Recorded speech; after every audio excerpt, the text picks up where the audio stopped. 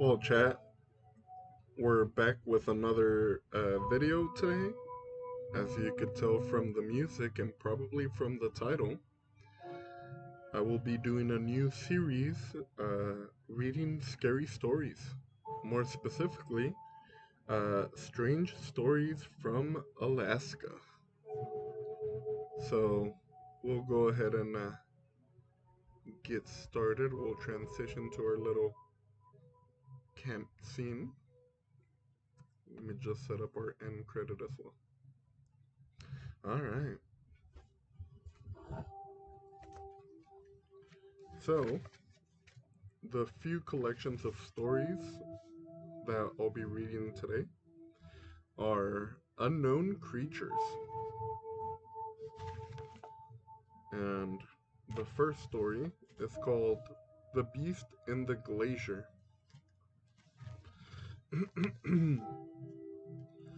On one of my prospecting trips in Alaska, I met with an adventure that stayed with me all my life. Sorry, with an adventure, not an adventure. We're off to a great start. This experience that I am about to relate occurred in Yakutat Bay. From my camp near the extreme head of the bay, I could look out across one arm of the Malaspina Glacier to a barren rocky ridge.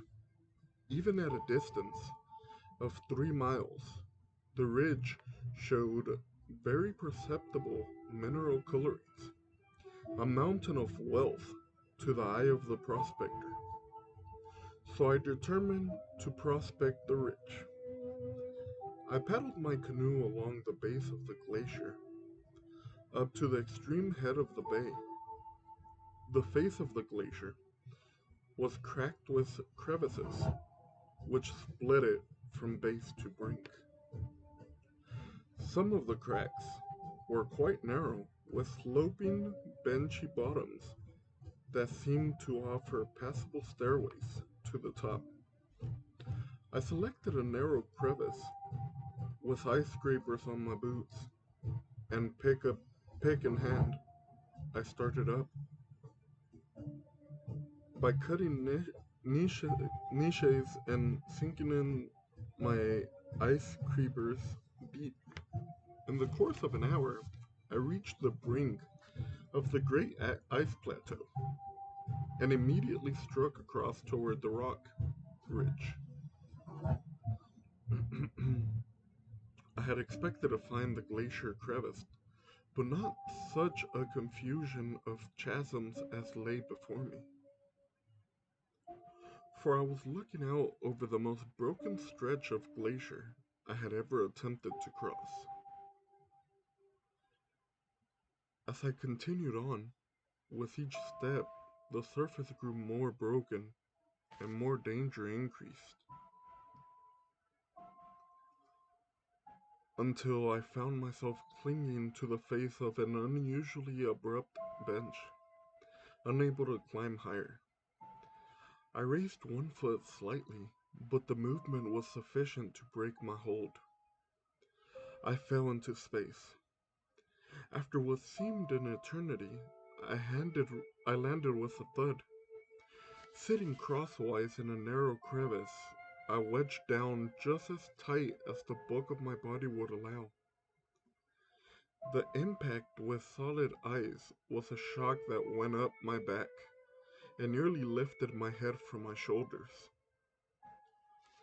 With much difficulty and pain, I worked my body up out the narrow fissure to a ledge where I sat dazed for several minutes. After I regained my senses, I tried to determine my situation. I tore a leaf from my notebook, lit it, and let it drop into the darkness. It blazed up a moment and revealed bare ground and a safe descent. I arose and felt my way down the slope with the idea of reaching the water and following along its margin while the tide was low. in search of some crevice running out to the open bay. As I kept going, ahead I noticed a gradual increase of light.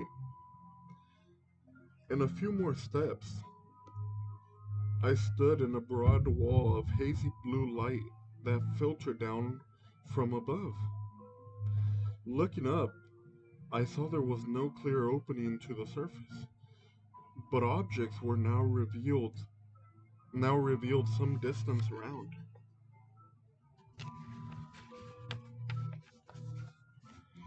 Then, to my horror, a form slowly rose out of the glimmer and took shape.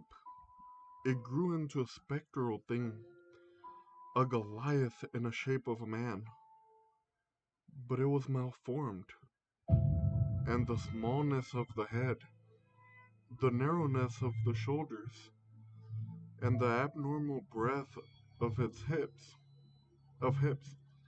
it growled a challenge. I stood rooted to the spot, the air raising on the back of my neck, the hair raising. I was engulfed with a rank, indescribable order. Dazed and terror-stricken, I looked around desperately for a way to escape, but I could not move. The creature studied me, apparently satisfied. It walked around me. Before disappearing, the thing turned and again looked at me, then watching me with a slantwise gaze.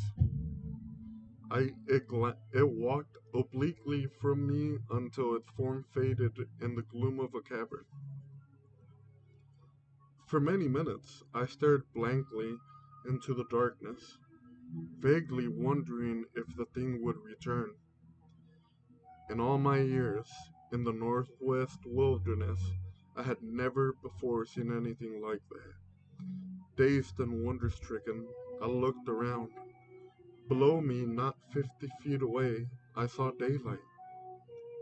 I walked toward the light and found an open pathway clear to the timbered bench.